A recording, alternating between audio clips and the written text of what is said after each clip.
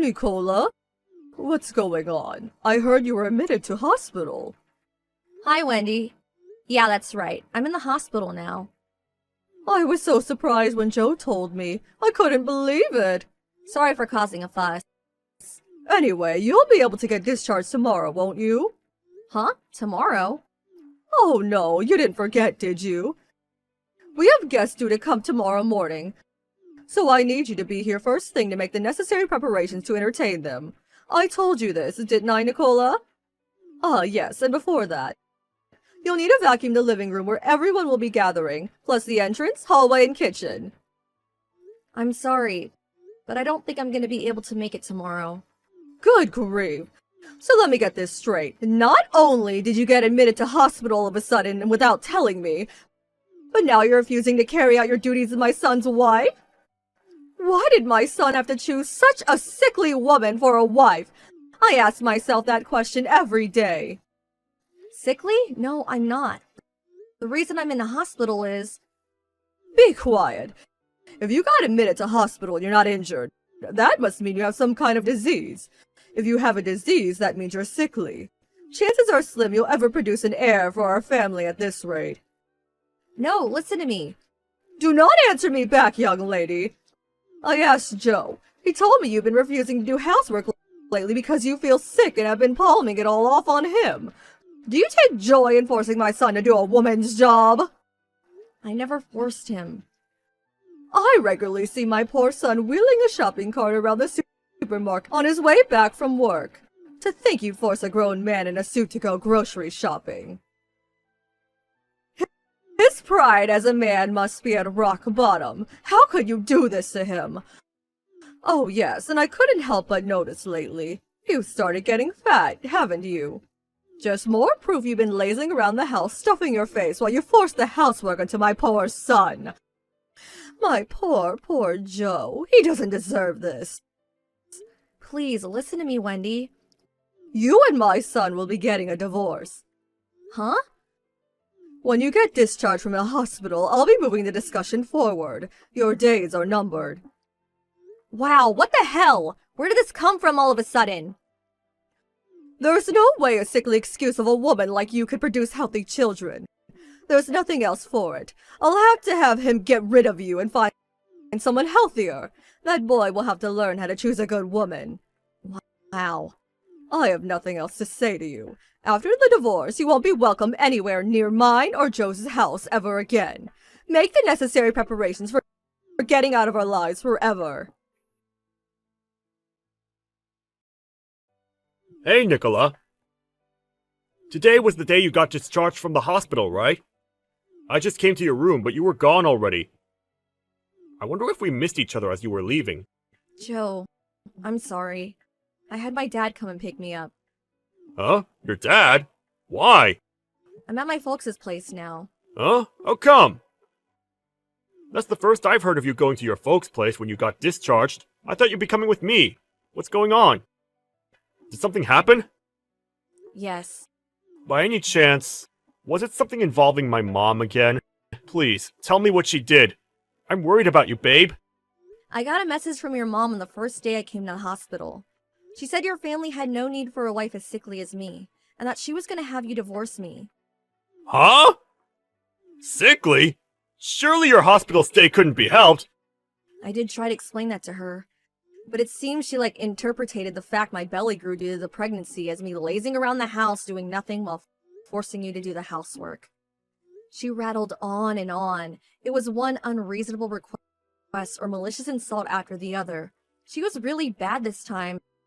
At first it was because I couldn't get a word in edgeways, but eventually I just gave up trying to explain. I see. Actually, I think this is fine.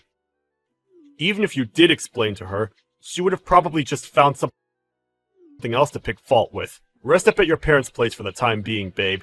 You deserve it. You've been through a lot. Anyone can see my mom is obviously a huge source of stress for you.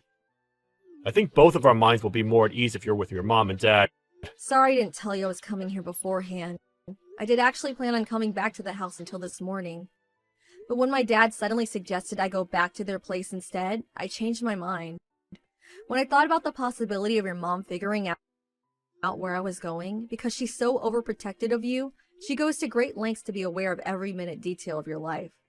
I thought it'd be best just to tell you afterwards instead. Ah, that makes sense. You did the right thing, babe. Actually, she's been staying over ever since you got admitted to hospital. My mom, that is. Really? Given how things are right now, I think you two crossing paths would be terrible and should be avoided at all costs. My mom did say she'd take care of all the housework for me until you've recovered from your illness and got out of hospital. But I've been worried this whole time she'd go causing trouble behind my back. And lo and behold, she did. That woman's impossible.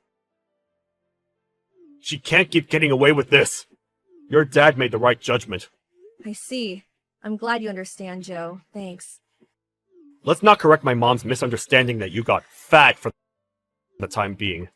Rest up, take your mind off everything, and leave the Wicked Witch to me. Thanks a lot, Joe. It means a lot. Nicola, I heard the news. And a boy at that. Nice work.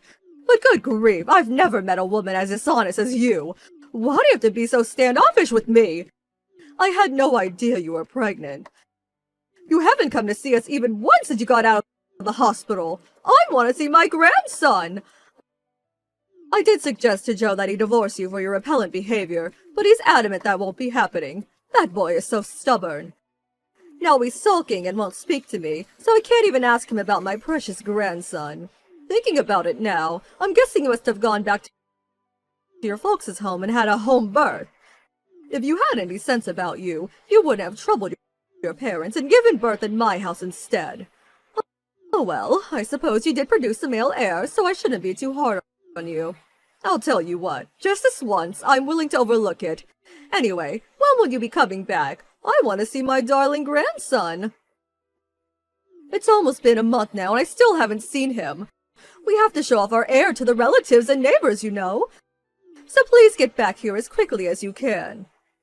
Hi, Wendy. It's been a while. I have no intention of coming back. Huh? What are you talking about? Of course you do. You're my son's wife and a part of this family. How long do you think you're going to get away with boarding at your parents' place? You have duties to this family, so get back here and carry them out. Even putting it kindly, you're a sickly, no-good excuse of a wife with more shortcomings than I can count on both hands.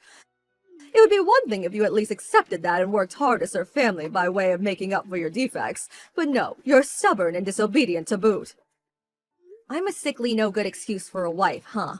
This was the first time I've had to go to the hospital in my whole life, and the doctors actually told me I'm very healthy. They did? In that case, why would you have to be carried off to the hospital in such a dramatic fashion? It sounded like you caused quite the fuss. I'm sorry to break this to you, but that only tends to happen to sickly people, my dear. Because the morning sickness was horrendous. Huh? Morning sickness?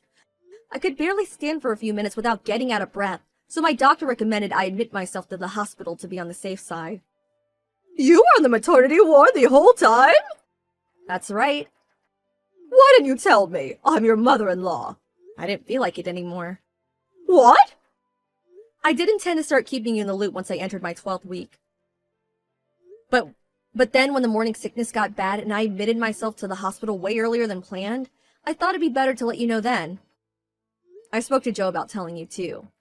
Then, literally just as I was about to send you the message announcing the pregnancy, I got a torrent of hateful, abusive messages calling me every name under the sun. I see. When I tried to explain the real reason I was in the hospital, you interrupted me every time, telling me to be quiet, or ordering me to stop answering back like I was some mischievous child. You went on and on and on, complaining at me endlessly. You made me feel so small at a time when I already felt bad enough due to my condition. It dawned on me that with things like this, if on the off chance I gave birth to a daughter, you'd probably lose your mind, and I actually felt scared for my own and my child's safety, which is why I sought safe haven at my parents' place and decided to keep quiet about everything until after the birth. I see. Anyway, never mind all that. It's in the past now. The most important thing here is that you produced us a male heir. Everything turned out all right in the end. All's well that ends well, right? Let's just let bygones be bygones, okay? What?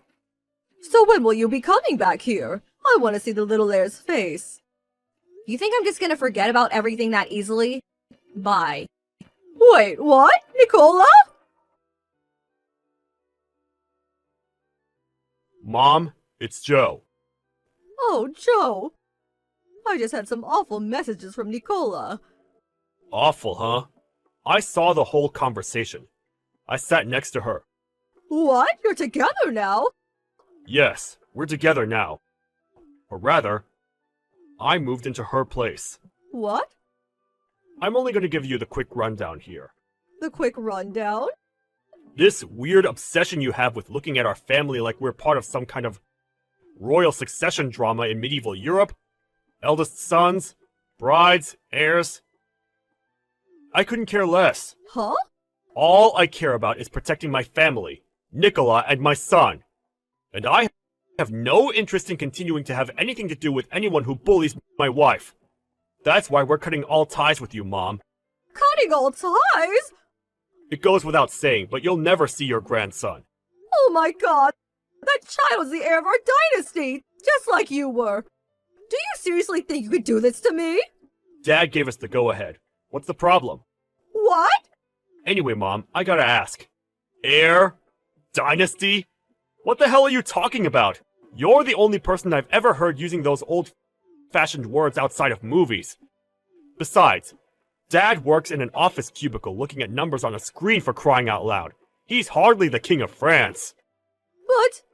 Nah, no buts. That's it. Never contact us again. Wait, Joe! After that, my mother-in-law completely lost it and sent me lots of hateful messages and voicemails, blaming me for taking her family away from her. But Joe showed me how to block her, and I never heard from her again. The next day, just to be on the safe side, we both bought new phones and changed our numbers. She did embark on a desperate search for the whereabouts of her estranged son and grandson, but in spectacular irony, she didn't even know where my parents lived because she had such little interest in me. As a result, there's no danger of her tracking us down and showing up out of the blue. And we're living our new family life in peace and harmony. Oh, and by the way, we are still in contact with my father-in-law, who's always been super supportive towards us. He gives us status reports on his wife from time to time. But sadly, he says she still hasn't shown an ounce of remorse, instead blaming everyone except herself for the mess she made. It seems the prospect of her meeting her grandson is still nothing but a distant hope. Last we heard from him, he's seriously considering divorce. Can you blame him?